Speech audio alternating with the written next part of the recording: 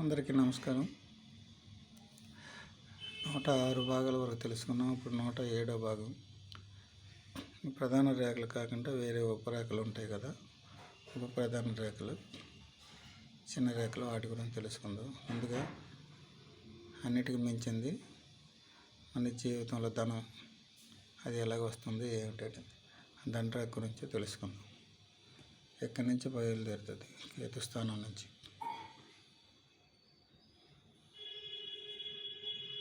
అలా వెళ్తుంది. ఇది శని స్థానం దగ్గరికి వెళ్తుంది.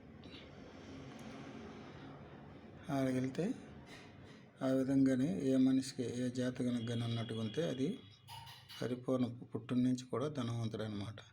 అంటే భాగ్యవంతుల ఇంట్లోనే పుట్టడం భాగ్యవంతుల ఇంట్లో పుడతాడు. అక్కడి నుంచి ఎప్పుడు ఎట్టి పరిస్థితుల్లో లోటు ఉండదు.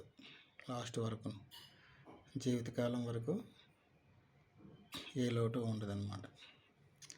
ఈ విధంగా ఉన్నట్టుకుంటే ధనరేఖ ఎక్కడ ఏ ఆటంకాలు కానీ ఏవి లేకుండా. ఇదే రేఖ కూడా రకరకాల విన్యాసాలతో ఉంటుంది.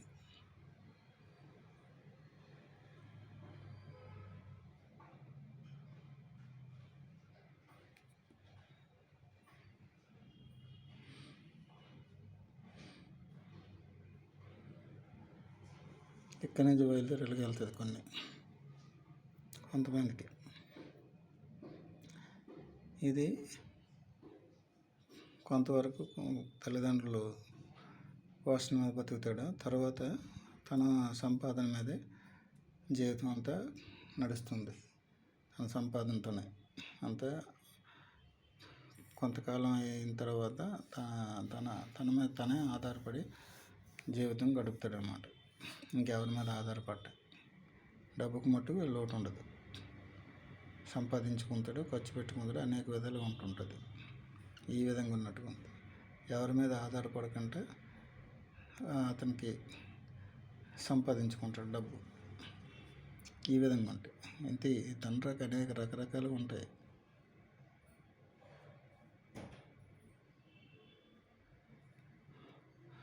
కొంతమందికి ఇదే రేఖలకు వస్తుంది, కానీ మధ్యలో ఆటంకాలు ఉంటాయి. ఇలాంటివి అడ్డుగీతలు విన్నోడు మటు కష్టమే. డబ్బు వస్తుంది, ఖర్చు అయిపోద్ది. చేతిలో సిల్లుగా ఉండదు. వస్తుంటుంది, ఖర్చు అయిపోతుంది. అలాంటి ఆటంకాలు కానీ ఉన్నట్టు ఉంటుంది.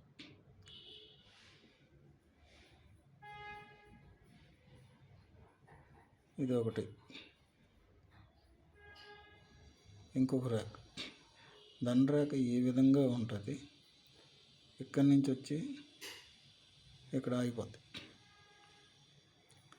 కొంతమందికి 45-50 సంవత్సరాలు, 45 సంవత్సరాల వరకు ఏం తిరిగి ఉండదు. ఆ తర్వాత మటుకు రూపాయి ఉండదు చేతిలో. ఏదో ఒక విధంగా ఖర్చు అయిపోతుంది. ఏదో అప్పుల పాలు, లేకపోతే ఇంకొకరు పిల్లలకి చదువులకో, లేకపోతే వాళ్ళు దేని గురించి దానికి ఖర్చు. ఇక్కడి నుంచి మట్టుకు ఏముండదు.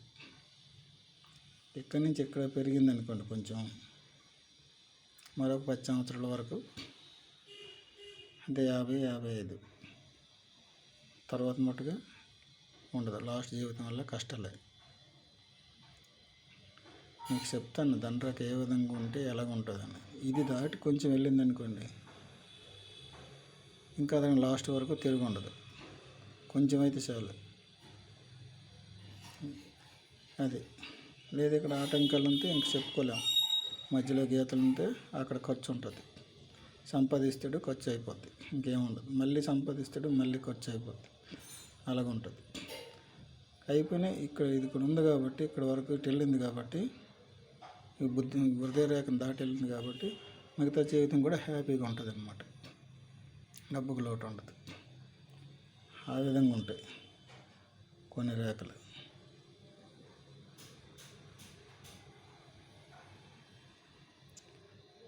ధనరేఖ అనేది ఈ విధంగా కాదు, ఏ విధంగా వచ్చినా ఎక్కడి నుంచి వస్తుంది ఒక ధనరేఖ. అక్కడికి వెళ్ళాలి, శని స్థానం దగ్గరికి. ఏ పక్క నుంచి వచ్చిన ఇదే ధనరేఖ అనుకోకూడదు. ఇది లేకపోతే ఇదేనే ఉంటుంది. ఇది లేకపోతే ఇక్కడి నుంచి వస్తుంది, చంద్రస్థానం నుంచి ఇలాగెళ్తుంది, అది దండరేఖ. ఇదేది కాకపోతే ఇక్కడి నుంచి వస్తుంది, అది దండరేఖ. ఇక్కడికి వచ్చింది ఏ రేఖ అయినా దండరేఖ. ఏ విధంగా వస్తుంది అంటే, ఇక్కడ ఉంటే తాతలు, తండ్రులు, ఆత్మలు, లేకపోతే ఇంకో లెవెల్ వల్ల ఎవరి వలన వస్తుంటుంది. వాళ్ళకి డబ్బు కొదువు ఉండదు, ఆస్తులు, భూములు అన్నీ కలిసి వస్తుంటాయి. ఇదైతే కళలు, వీటి వలన అన్నిటి వలన ఇతర దేశాలు వెళ్ళడం, అక్కడి నుంచి సంపాదించడం, ఆ విధంగా ఉంటుంది. ఇది తెలివితేటలు, జ్ఞానం, వ్యాపారం అనేక విధాలు ఈ రేఖ చూపిస్తుంది.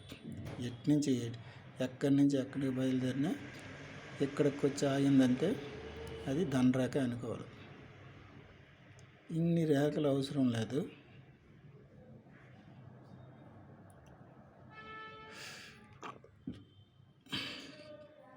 ఇక్కడ నుంచి ఇక్కడ వరకే కొంతమందికి ఉంటుంది, ఏవి ఉండవు. ఈ దండరేఖలు ఏవి ఉండవు, ఈ మాత్రమే ఉంటుంది. ఇంకేం అసలు అతనికి తిరిగే ఉండదు. విపరీతమైన డబ్బులు సంపాదిస్తాడు, హ్యాపీగా ఉంటుంది, జీవితాంతం హ్యాపీగా సుఖంగా ఉంటుంది. ఆ ఒక్క కొంచెం ఉంచాలి. ఇదే మిగతాదంతా లేదనుకోకండి. ఏది లేకపోయినా జీవితం మొదటి నుంచి కూడా డబ్బులు ఉంటాయి. ఈ ఒక్కరా ఉంటాయి చాలు, ఎక్కడి నుంచి ఇలాగా ఉంటుంది. ఇంకేమి ఉండవు, ఏ దండరేఖ ఉండదు, ఇదే ఉండవు, ఏవి మొత్తం ఏవి ఉండవు.